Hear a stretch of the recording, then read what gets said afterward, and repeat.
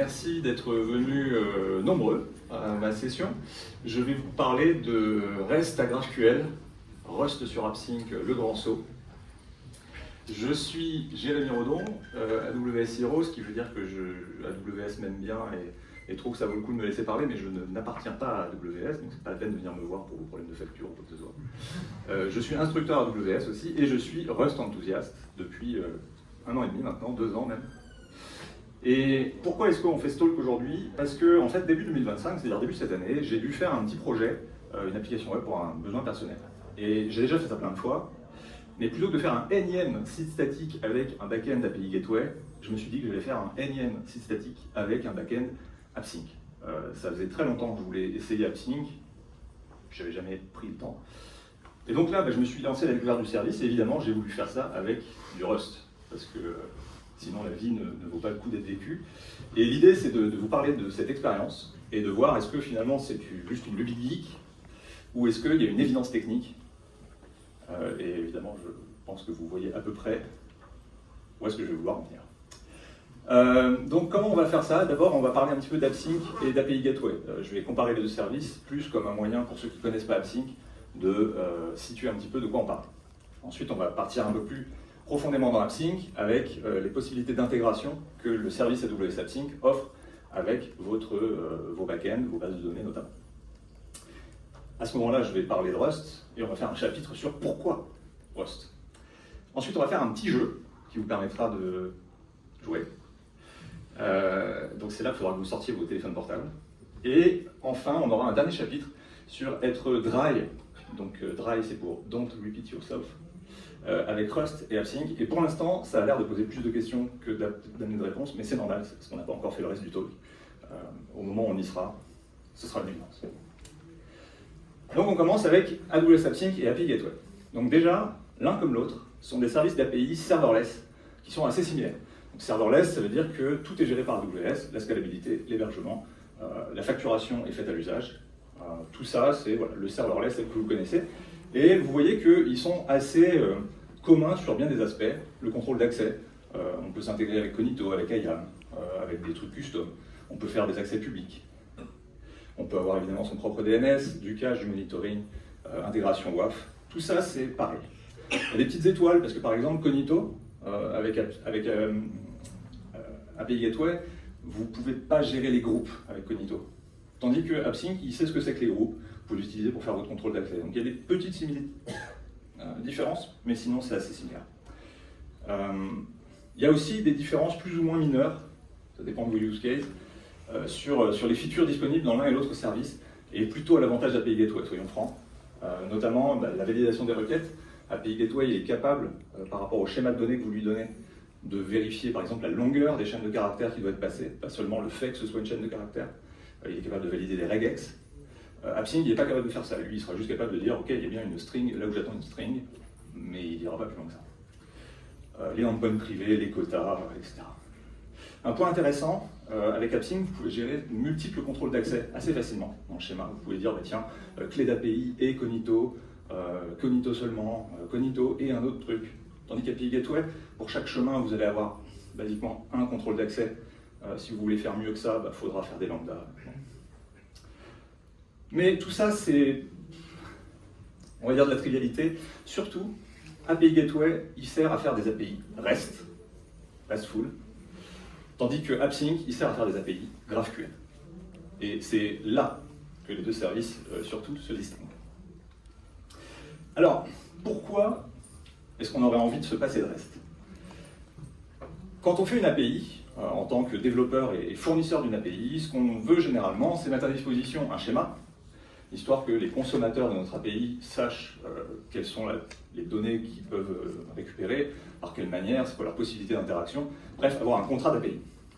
On veut également, en général, que l'API soit stateless, c'est-à-dire qu'elle n'a pas de mémoire des interactions précédentes. Pour elle, chaque interaction est une nouvelle interaction, elle répond et elle oublie.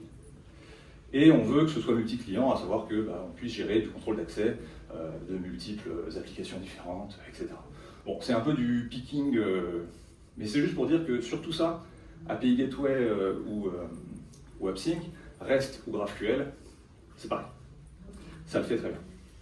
Mais il y a deux limitations, à mon sens, de REST qui sont très importantes et qui pourraient nous mener à se dire, tiens, est-ce qu'il n'y aurait pas mieux? La première limitation de REST, c'est que le schéma d'interaction, il est entièrement défini côté serveur. Alors, vous me direz, oui, c'est toujours le cas, mais là, ce qu'on veut dire par là, c'est que pour un client, pour une application cliente, qu'est-ce qu'elle peut récupérer? Quelle est la quantité de données qu'elle peut récupérer? C'est fixe en général. C'est-à-dire que ce n'est pas elle qui décide, bah, moi je veux tel champ, tel champ. Elle dit, ah bah tiens, j'ai un truc, liste-moi ces objets-là. Elle le fait et boum, elle récupère. Si ce qui l'intéressait c'était juste 10% de ça, tout bad. Et ça veut dire qu'on a forcément des problématiques, mais surtout ça veut dire que pour que l'API soit correcte, bien faite pour l'application cliente, il faut que le développeur de l'API connaisse le plus précisément possible les besoins de l'application. Et ça, bah, quand c'est la même personne qui est des deux côtés, c'est pas trop compliqué, mais notez que ça peut être des entreprises différentes. Et puis il n'y a pas forcément qu'une seule application cliente, et donc il peut y avoir plusieurs applications clientes de plusieurs entreprises. Et là, vous voyez que le développeur de l'API doit savoir ce que les applications ont besoin de récupérer. Ça commence à devenir un petit peu compliqué à gérer. Pour le gérer, vous allez être forcément amené à multiplier des filtres, à multiplier peut-être des calls API redondants qui permettent de récupérer pas tout à fait la même chose pour des besoins différents. Ce qui veut dire que vous allez augmenter la complexité de votre API. Ou alors vous ne faites pas ça, mais ça veut dire qu'en passant à l'échelle, vous augmentez l'inefficacité de votre API dans le sens où elle va forcément avoir des overfetch à plus en finir. Pour info, je vous donne un petit peu le contexte. Les gens qui ont inventé GraphQL, qui ont donc eu ces limitations, c'est Facebook. Donc, vous imaginez que le problème dont je parle là, à l'échelle pour Facebook, c'est un vrai problème. La deuxième limitation, c'est qu'il n'y a pas de notification. Et là, si je prends un exemple d'un petit jeu, comme celui qu'on va faire tout à l'heure par exemple, et que j'essaye d'avoir une API REST derrière. Pour l'instant, on va juste dire, ok, le joueur il arrive, il s'enregistre. Et puis après, il récupère la liste des joueurs. Et l'idée, c'est que l'interface du jeu, elle doit mettre à jour la liste des joueurs, elle doit savoir quand d'autres joueurs arrivent. Sauf qu'il n'y a pas de notification. Donc qu'est-ce qu'on fait? Eh ben, on fait liste, liste, liste. Et on fait ça complètement indépendamment du fait qu'il y ait des registres ou pas. Et bah, c'est pas génial. Idéalement, ce qu'on préférerait, c'est plutôt dire, bon bah, ok, j'arrive, je liste les joueurs, et puis ensuite, j'attends d'être notifié quand il y en a un qui arrive. Puis quand il y en a un autre qui arrive, hop, ça donne lieu à une autre notification, et d'ailleurs, notez que cette fois, la notification, elle va aux deux qui étaient déjà là. Et faire ça avec REST, c'est pas possible. Avec API Gateway, on peut rajouter une WebSocket à côté pour obtenir cet effet. Mais quand on fait ça, bah, c'est à vous de gérer toute la mécanique en arrière. De dire, bah, ok, comment je gère mes souscriptions, le fait que, ah bah tiens, il y a eu un registre, il faut que je pense à envoyer une notification à la WebSocket. Tout ça, c'est de la mécanique que vous devez écrire. C'est pas intégré. Et donc là encore, soit vous augmentez la complexité de votre application, soit vous augmentez l'inefficacité avec des list players qui servent à rien la plupart du temps. Je ne l'ai pas dit, mais notez qu'en plus, le list player, quand il y a un joueur supplémentaire qui arrive, il vous renvoie toute la liste. Et vous voyez, ah oui, tiens, il y en a un de plus. Donc c'est vraiment doublement inefficace.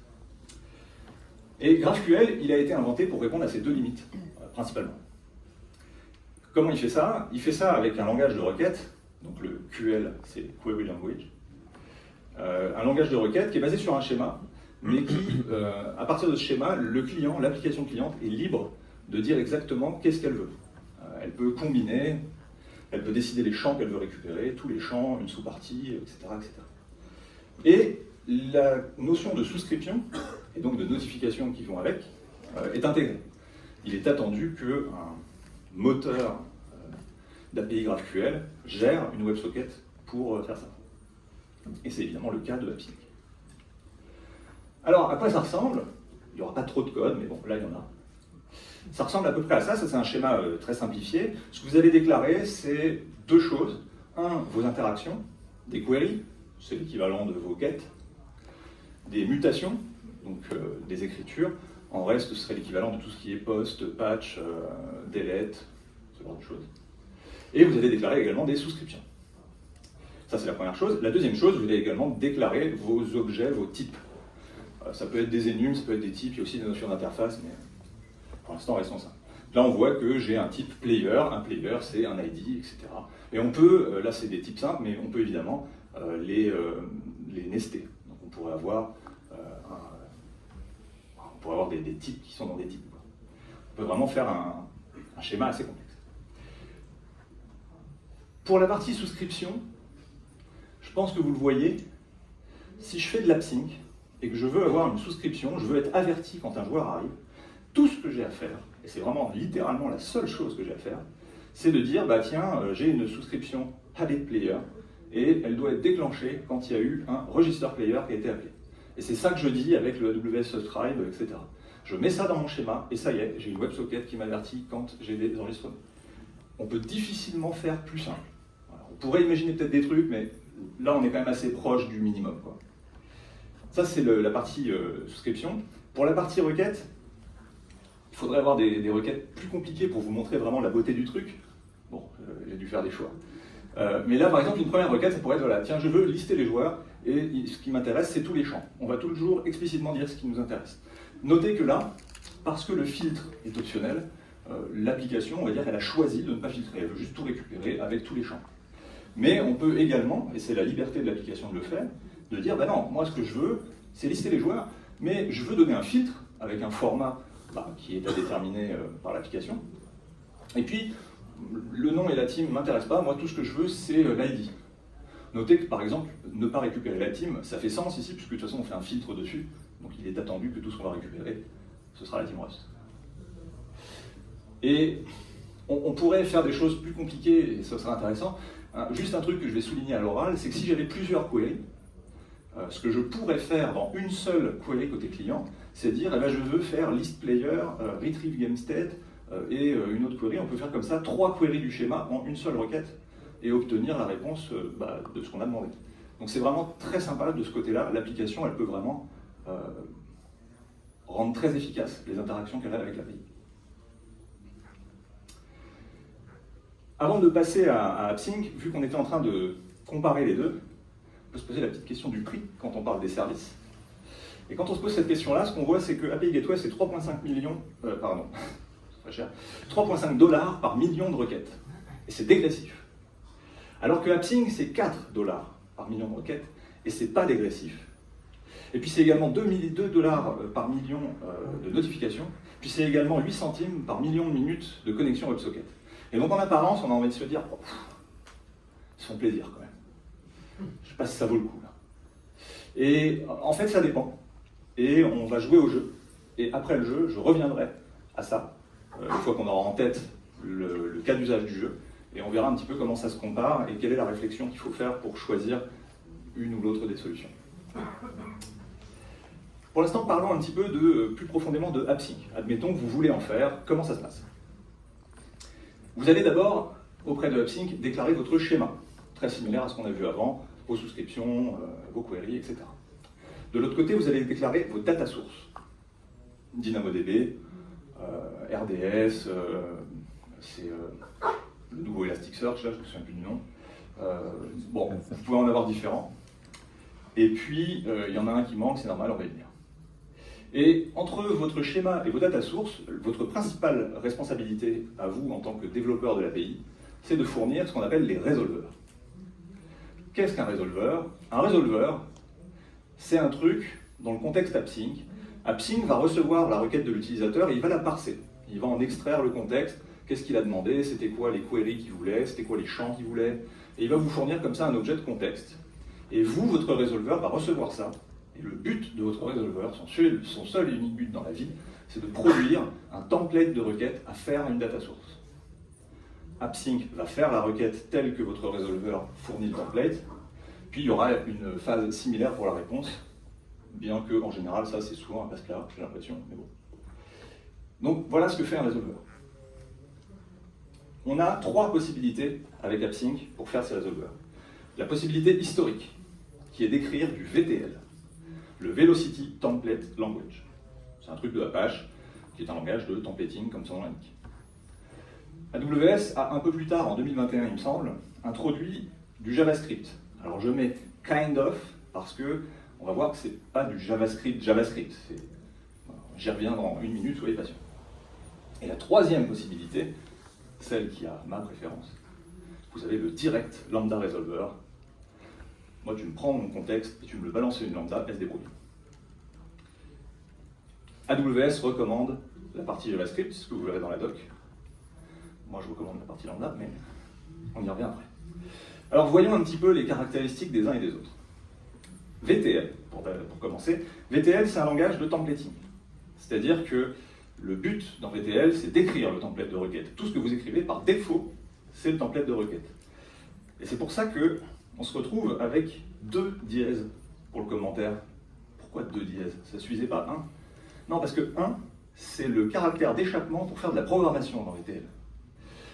Et donc, par exemple, si dans VTL, je veux vérifier que dans le contexte de la requête utilisateur, j'ai un argument qui est seté, qu'il n'est pas nul, voilà ce que je dois faire pour setter un fichu booléen. C'est pénible. Et c'est parce que c'est pénible que AWS a dit en 2021, vous pouvez faire du JavaScript maintenant.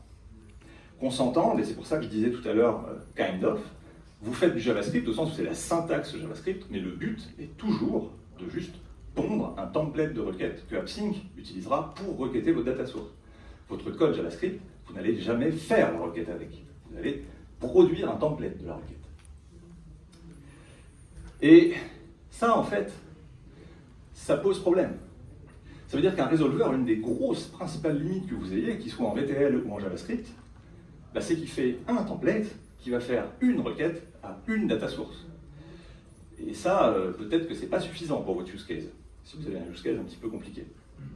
Donc AWS vous dit, pas de problème, il y a les pipeline resolvers. Donc un pipeline resolver, c'est une sorte de super resolver ou de méta resolver qui va enchaîner des résolveurs individuels tels qu'on a vu juste avant. D'une manière très simple, le contexte arrive dans le premier, qui fait sa requête, qui prend une réponse, ça arrive dans le deuxième, qui fait sa requête, qui prend une réponse, etc., jusqu'à ce que ça reparte. Ça permet de résoudre le problème d'une seule requête, on peut en faire plusieurs, séquentiellement. On peut également avoir plusieurs data sources. Donc c'est pas mal, mais si je suis une équipe de 20 développeurs sur une API un petit peu conséquente, avec des besoins métiers un petit peu chiadés, travailler comme ça, vous vous doutez que c'est pas ouf, quoi. Donc dans ce cas-là, vous pouvez dire, bah ok, moi ma data source, c'est lambda, et la lambda derrière se débrouille pour faire ce qu'elle a envie de faire. S'il te plaît, file-lui le contexte et prends la réponse. Et dans ce cas-là, c'est ce qu'on appelle le direct mapping. Le résolveur devient juste un passe-plat. Il prend le contexte, il balance la lambda et il attend la réponse. Moi, j'argumente que c'est une bonne façon de faire. Et j'argumente évidemment qu'il faut le faire en Rust. Pourquoi le faire en Rust? Alors là, j'ai repris une partie des slides de l'année dernière. Déjà, vous vous souvenez, pour ceux qui étaient là, que c'est un langage qui est efficient et rapide. Ça, c'est plutôt une bonne chose.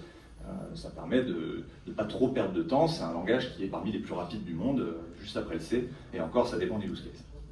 C'est ce qui avait conduit Werner Vogel à me recommander au reInvent 2023. Il avait fait cette magnifique citation, comme quoi, si vous avez de l'amour pour la planète, vous devriez faire du Rust. Je paraphrase. Au-delà de ça, il y a cette histoire d'ownership que je ne vais pas détailler, mais si vous voulez, venez me parler à la fin, qui est une véritable proposition de valeur, c'est-à-dire que la façon dont Rust gère la mémoire permet d'obtenir à la fin un langage de très haut niveau, c'est-à-dire que syntaxiquement il est de très haut niveau, mais qui, une fois compilé, s'exécute à la vitesse du C, ce qui est plutôt une bonne chose. Il est memory safe, mais sans garbage collector. Donc les avantages, mais sans l'inconvénient d'avoir un plus 30% de perte de performance à chaque fois que ça tourne. Et par ailleurs, l'ownership permet de donner des garanties très fortes qui permettent à Rust d'affirmer que si ça compile, c'est que vous avez un programme qui est déterministe. C'est-à-dire qu'il n'y a pas de comportement ésotérique du style ça plante une fois sur deux. Bon, si ça plante, ça plantera à chaque fois. Et si ça plante pas, ça plantera pas. Ces caractéristiques, elles sont appuyées par un système de type qui est assez génial, même s'il n'a pas l'air comme ça sur un slide, qui est composé de types fondamentaux, integer, etc., vous connaissez. Des structures, pareil, c'est pas très inhabituel, permet de composer des types fondamentaux, de composer d'autres structures, un peu comme on a vu avant. Et les enums. Les enums, je m'arrête 2 secondes dessus. En Rust, un enum, c'est pas ce que vous avez l'habitude d'appeler un enum dans un autre langage de programmation. La plupart des langages de programmation, un enum, c'est juste, basiquement, des noms sur des numéros. La plupart des enums, vous pouvez les remplacer par 0, 1, 2, 3, 4, et ça revient exactement au même. En Rust, ce n'est pas le cas. En Rust, l'enum est vraiment un type à part entière qui permet, chaque variant, en fait, peut avoir de la donnée, une autre structure, un autre enum, etc. Et donc, en fait, il y a vraiment un jeu de composition entre les deux. C'est pas l'enum est un sous-truc de la structure. Non, les deux sont vraiment égaux.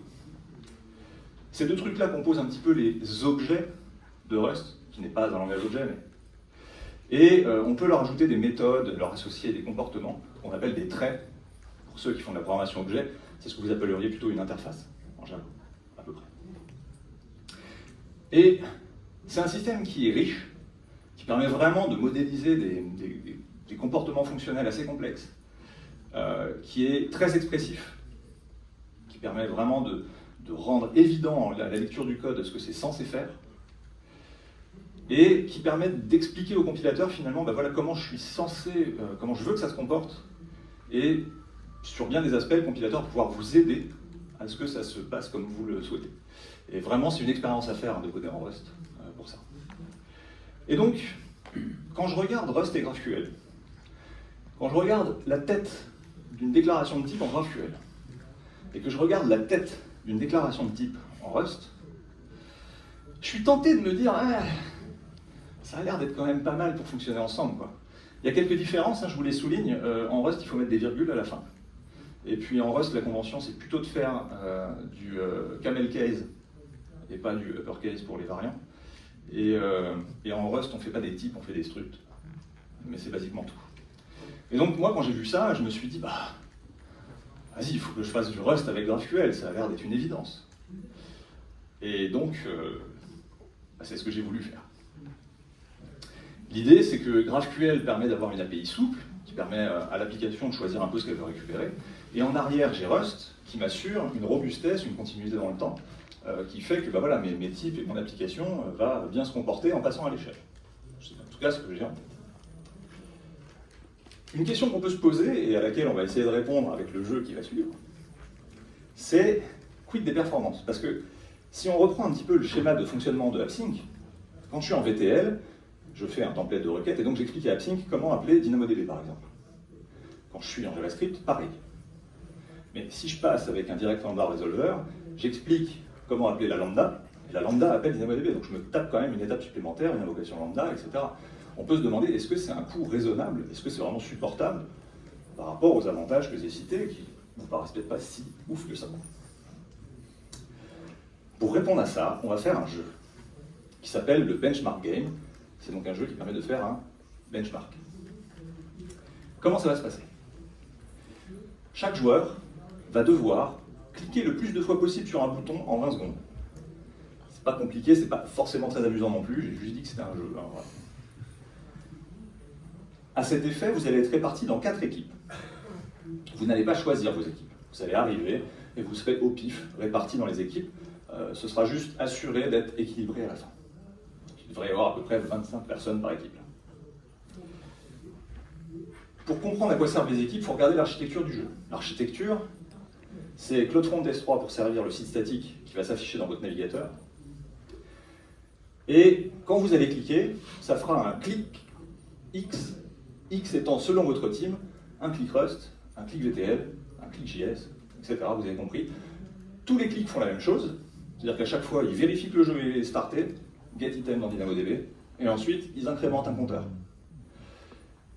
Vous n'allez pas être pénalisé dans vos chances individuelles de gagner par votre équipe, parce que le clic est non bloquant du côté de l'interface. Ce qui veut dire que même si vous êtes dans l'équipe Python, au pif, et que du coup, à chaque fois que vous faites un clic, il faut 1 seconde pour que ce soit pris en compte, c'est pas grave. Vous pourrez quand même faire 7 clics par seconde. D'accord? Donc, pas d'inquiétude là-dessus. Et pour finir, ce que va faire votre application, c'est qu'elle va enregistrer pour chaque clic qui part le temps que ça met, faire une moyenne de la latence et régulièrement envoyer un reporting, ce qui va me permettre à moi de composer une latence moyenne pour chaque équipe et de répondre à la question lequel est le plus rapide. Je vous laisse commencer à y aller. Il y a un QR code, vous allez avoir une phase de registration. Une fois que vous serez enregistré et que vous aurez choisi votre pseudo, vous allez arriver sur cette interface avec le bouton Smash qui est grisé. À un moment, je vais dire le jeu démarre, le bouton Smash va se dégriser, et donc à ce moment-là, il faudra smasher. La partie durera 20 secondes. Si vous n'avez pas la possibilité de lire le QR code, jro.sh/game vous enverra vers le jeu. Moi, je vais rapidos passer sur le leaderboard. Oh putain, vous avez été trop rapide, quoi. La vache. Alors notez que, regardez, ça se met à jour en temps réel. Alors là, vous êtes quand même 120, quoi. Waouh. Je vais afficher le QR code pour...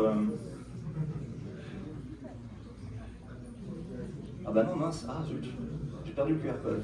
Est-ce que tout le monde est sur le jeu? Allez, dernière petite session. Est-ce que tout le monde est sur le jeu? Oui. Ouais. Ok, je désaffiche le QR code. 3, 2, 1. J'avais préparé un truc normalement pour qu'il soit tout le temps là, mais bon, je me suis raté, je suis désolé. Donc moi, je vais continuer à afficher le leaderboard. Vous pouvez y aller sur le leaderboard, mais pour l'instant, préparez-vous à être sur le truc du jeu. Et je vais démarrer le jeu, ça va durer 20 secondes. 3, 2, 1. C'est démarré. Et là, vous cliquez. Là, vous cliquez, mais vous cliquez comme, comme si vous aviez plus que ça à faire de votre vie. Pendant 20 secondes, vous cliquez. Cliquez, cliquez, cliquez. On voit que Moustache est premier, mais il est talonné par Pascal. Pascal, je le vois, il est là, il utilise 2 doigts. Technique. Moustache, Pascal, Moustache. C'est fini. C'est fini, vous avez quand même craché pas loin de 12 000 clics. C'est pas mal. Pascal finit premier avec 187 clics. Et je suis assez impressionné pour plusieurs raisons. Déjà parce qu'il y a des différences de latence hyper flagrantes entre les équipes, ce qui n'était pas le cas dans mes tests. Ensuite parce que JavaScript est premier, ce qui n'était pas non plus le cas dans mes tests. Alors, ce que je vous propose, c'est qu'on va le refaire. Non, c'est pas pour tricher, ne vous inquiétez pas, de toute façon, il n'y a pas de triche. Je vais éliminer le truc directement. Normalement, VTL est plus rapide, JavaScript un tout petit peu derrière, mais un peu moins rapide. Rust, un peu derrière, pas tant que ça, mais moins rapide. Python, largué à 2 fois la latence de tous les autres. Là, il y a eu l'école start. C'est pour ça aussi que c'est intéressant de le refaire. C'est pour voir, ok, est-ce que finalement, en refaisant le jeu sans l'école start des lambda, est-ce que ça va mieux? Ça va notamment, vous le verrez, faire peut-être une différence pour Python qui a des call start longs. Regardez le truc, là, je reset le jeu, moi j'appuie sur mon petit bouton et c'est la beauté des notifications. Hop, tous votre interface normalement se remet à 0 et vous êtes de nouveau prêt à aller cliquer. Est-ce qu'on est prêt? 3, 2, 1. On est reparti.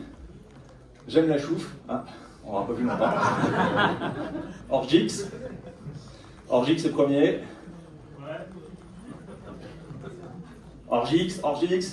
Et alors là, c'est incroyable. Je veux dire, JavaScript est toujours premier. VTL est tombé au fond du gouffre, quoi.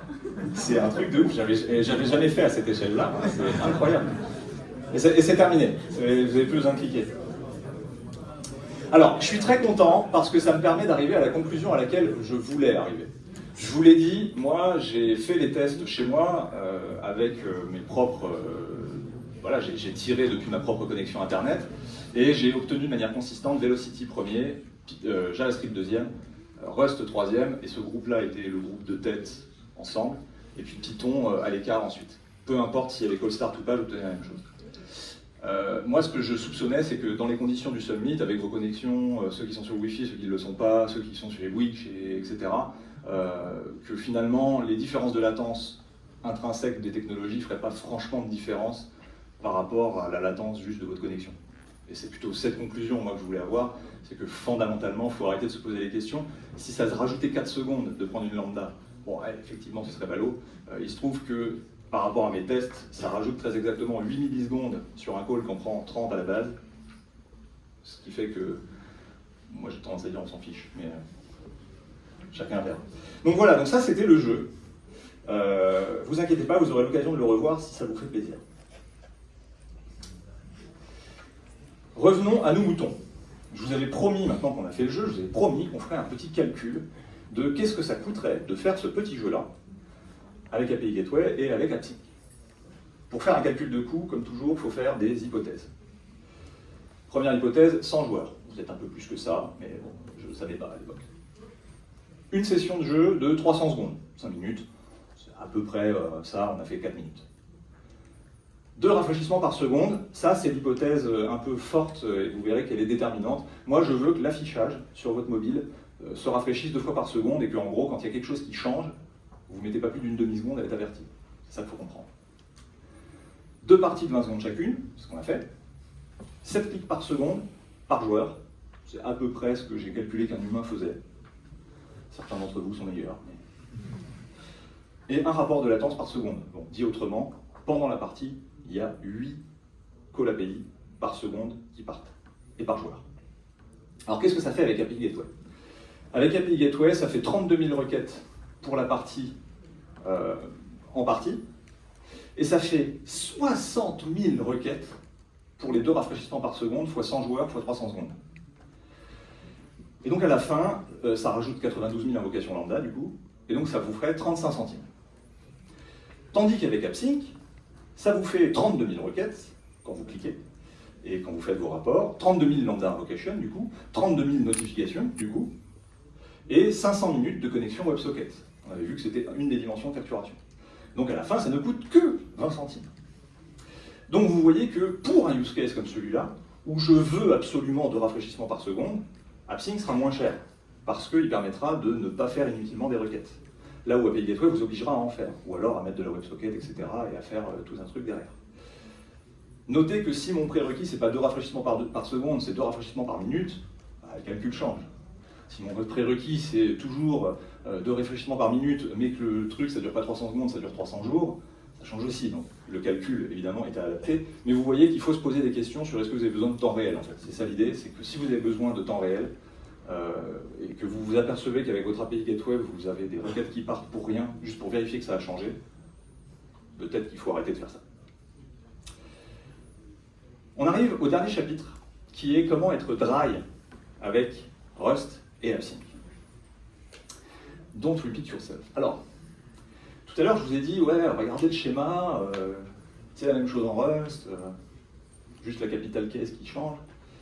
J'ai un peu menti. La réalité, c'est que côté Rust, ça va plutôt ressembler à ça.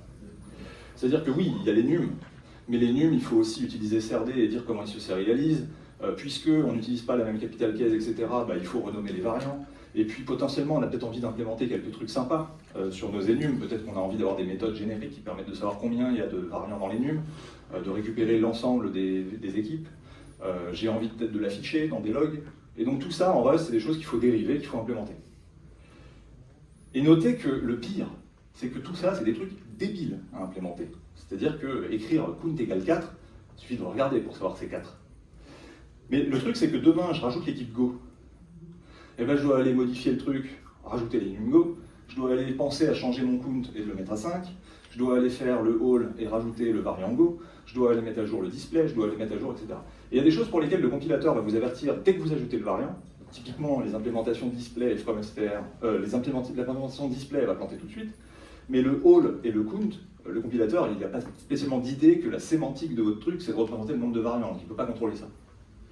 Et vous voyez que c'est quand même très error prone, à savoir que c'est pénible à faire. Donc si vous le faites en tant qu'humain, il y a des chances que vous fassiez ça mal. Ce qu'on aimerait, c'est lire ce schéma et cracher automatiquement le code Rust qui va avec. Et c'est là qu'il faut que je vous parle de macros. Donc les macros, c'est des trucs qui génèrent automatiquement du code. C'est pas, Rust n'a pas inventé le concept, il y a des macros dans quasiment tous les langages. En revanche, je ne pense pas me tromper en disant que les macros Rust sont très probablement les plus avancés que vous puissiez trouver dans n'importe quel langage de programmation. Tu n'es pas d'accord, tu auras un micro après. Et en fait, on peut faire en Rust des macros procédurales. Et un exemple qu'on connaît quand on fait du Rust, c'est par exemple la macro derive. Ce qui se passe réellement quand on écrit derive debug sur un enum, c'est qu'en fait le compilateur crache tout seul le code qui permet d'afficher vos enums. Et ça c'est juste un exemple, vous pourrez en prendre plein d'autres. bien moi, ce que j'ai fait, c'est une macro procédurale qui s'appelle AppSync Lambda Main, point d'exclamation, c'est le signe d'une macro. Et l'idée de ce truc-là, c'est qu'elle prend le schéma GraphQL, vous lui filez le chemin, elle va le lire, elle va le parser, et elle va cracher automatiquement tout le boilerplate, toute la représentation des enums, toute la représentation des structures, toutes les implémentations, tout ce qu'on a vu avant là, et tout ce qu'il faut pour prendre une requête qui vient d'AppSync, appeler la bonne méthode, etc. Tout ça, ça va être craché par la macro. Donc là, en l'état, pour le jeu, vous verrez que le schéma n'est pas si gros que ça, la macro génère toute seule 600 lignes de Rust, que je n'ai pas à l'écrire. Et moi, ça me fait plaisir. Je ne vais pas plus que ça vous embêter avec ça, mais peut-être qu'il y a parmi vous des gens qui sont très pressés de découvrir cette macro. À droite, vous avez le QR code du repo Git du Create Rust que j'ai créé et publié, qui contient cette macro, que vous pouvez utiliser. Et vous pouvez aller en voir le code. Que vous ayez envie d'utiliser ou pas, ça me ferait extrêmement plaisir si vous puissiez aller mettre une petite étoile sur mon repo. C'est comme un petit pouce, mais pour les gens qui codent. L'autre repo, le démo Rust Lambda AppSync, c'est le jeu. C'est open source, vous pouvez le déployer chez vous. C'est très facile, c'est comme l'année dernière, pour ceux qui avaient vu ce que j'avais fait l'année dernière. Il y a un template à faire à la main qui va déployer une CI, qui va se brancher sur votre fork et qui va tout déployer, et vous pourrez ensuite jouer au jeu.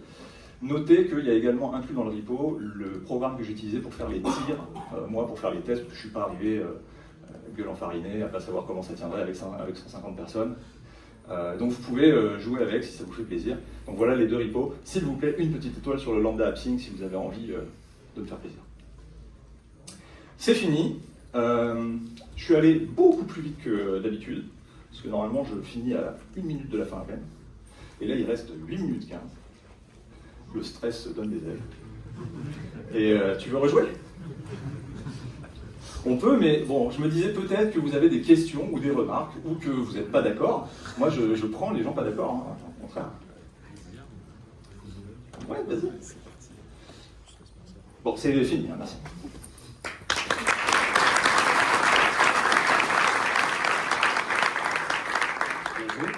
Bonjour. Du coup, j'ai mis une star, c'est bon.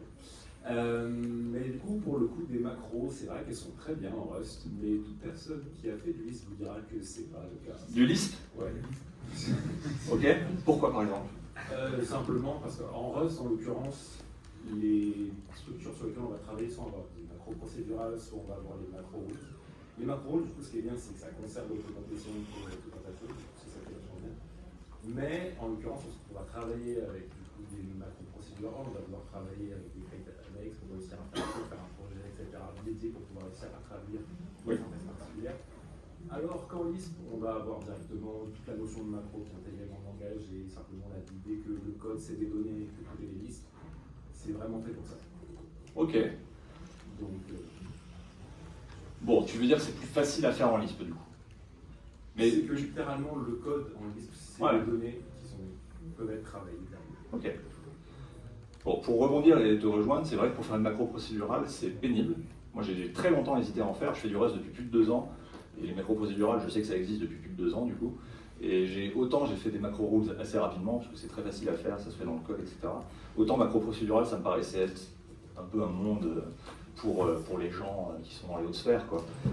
Comme tu dis, il faut faire un projet à part, c'est un create à part, c'est une façon de penser qui est extrêmement perturbante. Pour info, hein, une macro procédurale, vous voyez ça comme une fonction. Cette fonction, elle prend en entrée un token stream, qui est des tokens, et ça doit cracher en sortie un token stream. Et entre les deux, vous faites ce que vous voulez. Avantage, vous pouvez faire à peu près ce que vous voulez. Vous pouvez littéralement faire un langage dans le langage, si ça vous fait plaisir. Désavantage, c'est pas très facile de raisonner sur ce genre de structure. Donc voilà, j'ai très longtemps hésité, mais à la fin, c'est extrêmement puissant. Donc pour ça, je disais, est-ce qu'en Lisp, tu estimerais qu'elles sont juste plus faciles à mettre en œuvre, ou est-ce qu'en plus, tu dirais qu'elles ont un scope d'application qui est... Mais peut-être qu'on en parlera. Les deux, d'accord. On en parlera ensemble. Mais l'avantage, c'est que les limites, parfois, c'est bien. Souvent même. Ça peut. Est-ce que d'autres personnes ont des questions, ou est-ce que vous voulez juste refaire une partie du jeu, là?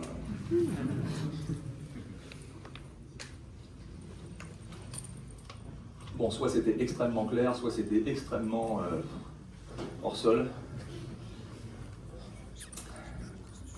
Pour info, puisqu'on a du temps, en annexe, j'avais les vrais chiffres. Vrai étant entre guillemets, parce que c'est juste fait depuis chez moi, donc c'est pas plus vrai que ici. Mais c'est fait depuis chez moi avec ma connexion à Saint-Ouen, qui est une fibre 1 giga chez Orange. L'API, elle est déployée à Paris, en US3.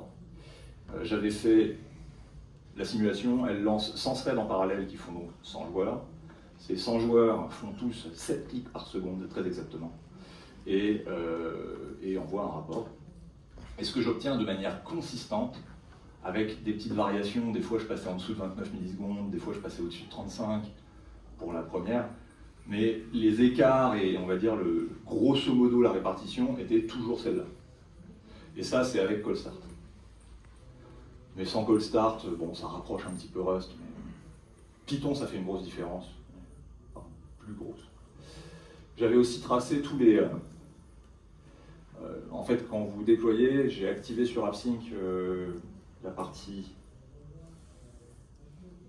le gros trou de mémoire, X-Ray, merci. Et donc X-Ray permet d'avoir un petit peu les P99, donc quelle est la latence qui fait la séparation entre 99% des requêtes et le reste. C'est une métrique intéressante pour savoir un petit peu quelle performance vous avez. Sur VTL, on voit qu'il n'y a pas tellement de différence entre Cold Start et Hot Start, parce qu'il n'y a pas vraiment de notion de Cold Start en réalité. Pour JavaScript, pour Rust, et là on voit très nettement la différence de Cold Start. P99 à 40 millisecondes, qui est même mieux que les autres en Hot, 435 pour le Cold Start. Après, notez que le P95 reste extrêmement bon, donc en fait là les 435 c'est vraiment des exceptions parmi les Cold Start, mais ça n'empêche pas qu'elles existent. Bon, pour Python. Python quoi. Donc voilà, c'est ce que j'avais pour meubler. Après j'ai des exemples de code Rust, mais je vais vous libérer. Merci.